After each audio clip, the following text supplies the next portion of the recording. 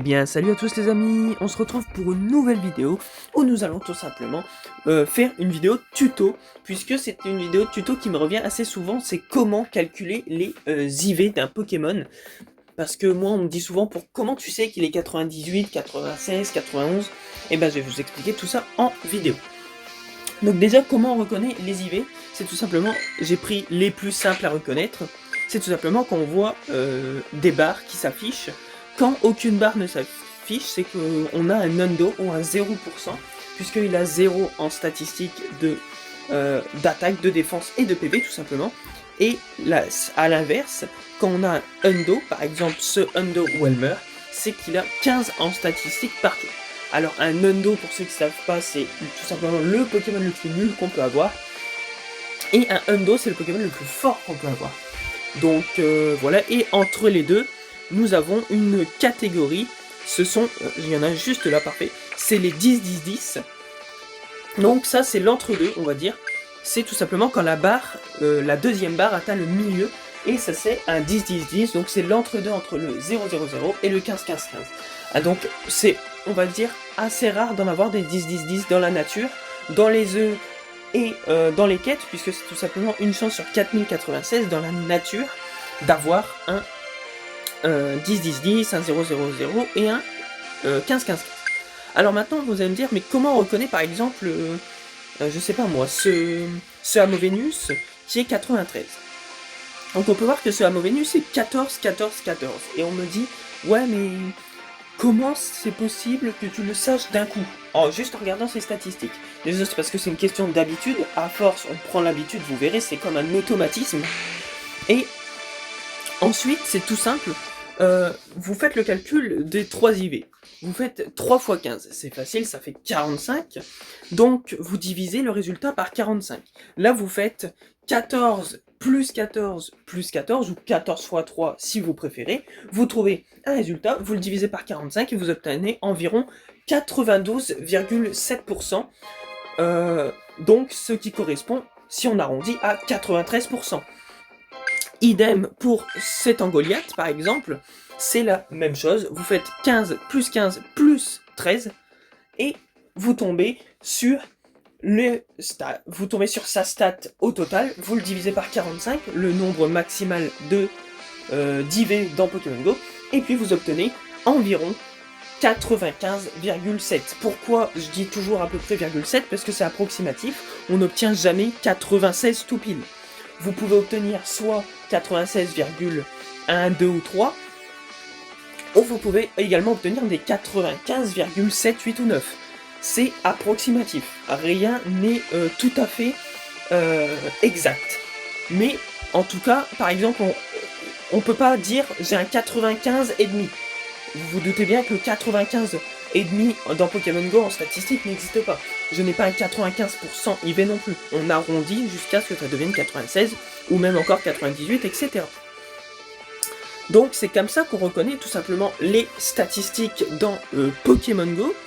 On peut également les reconnaître par exemple sur celui-ci. Tout simplement s'ils sont nuls. Par exemple là, certains se diront, est-ce que ça vaut le coup de noter s'il est bon? Non. Par exemple, un 80, je dis une bêtise, un 67%, c'est un 10-10-10. Moi, je le connais à force parce que, voilà, j'ai l'habitude. Donc, imaginons un 10-10-10, pour ceux qui ne les gardent pas comme moi, vous pouvez les transférer. Même ce Luna-là, moi, je compte le transférer. D'ailleurs, vous le verrez dans la vidéo que je vais également publier en même temps que celle-ci. C'est des statistiques médiocres. Pour certains persos, vous n'avez pas besoin de calculer. Comme celui-ci, vous savez que c'est nul, vous n'allez pas noter « Oh, il est 82, 80 machin », ça sert à rien. Pour les 100%, vous n'avez pas besoin de calculer, également, vous savez qu'il est 100%. Exemple, celui-ci, 15-15-15, vous faites 45 divisé par 45, vous tombez sur 1, tout simplement, donc 1, c'est l'équivalent de 100. Et puis, tout simplement, un Hundo, pareil, vous n'avez pas besoin de calculer, c'est logique, 0, 0, 0 divisé par 45, ça fera 0. Vous vous doutez bien qu'il n'y a pas de débat là-dessus. Et du coup, vous n'avez pas besoin de faire ça pour tous les Pokémon. Faites-le majoritairement, notez les stats pour les Pokémon qui sont entre 80 peut-être 89, allez, à la rigueur, et 100%. Ne notez pas toutes les stats.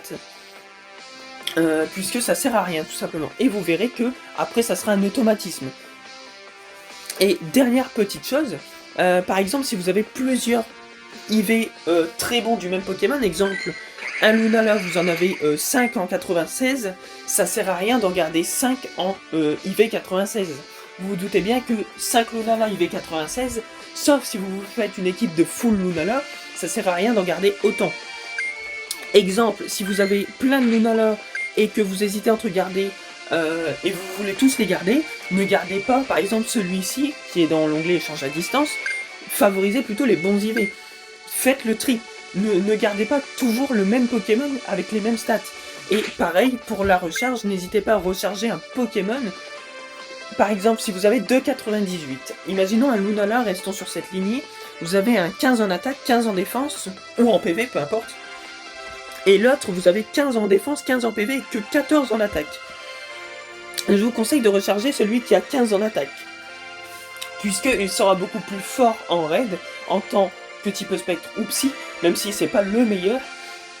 Mais si vous voulez à tout prix recharger un Lunala, je vous conseille du coup ce que je viens de vous dire. C'est une astuce qui marche, et surtout, n'usez pas votre poussière et vos bonbons pour un Pokémon qui n'a que 14 en attaque. Bien que ça dépend qui, mais par exemple pas idem si vous avez 2 Groudon, prenons un Pokémon beaucoup mieux que Lunala, ben rechargez celui qui a 15 en attaque, ou qui est 15-15-15 majoritairement. Voilà les amis, j'espère que cette vidéo tuto vous aura aidé pour calculer les stats de vos Pokémon, puisque c'était une question qui me revenait énormément. Si c'est le cas, n'hésitez pas à vous abonner, puisqu'on approche des 50 abonnés pour pouvoir faire des lives sur Pokémon Go.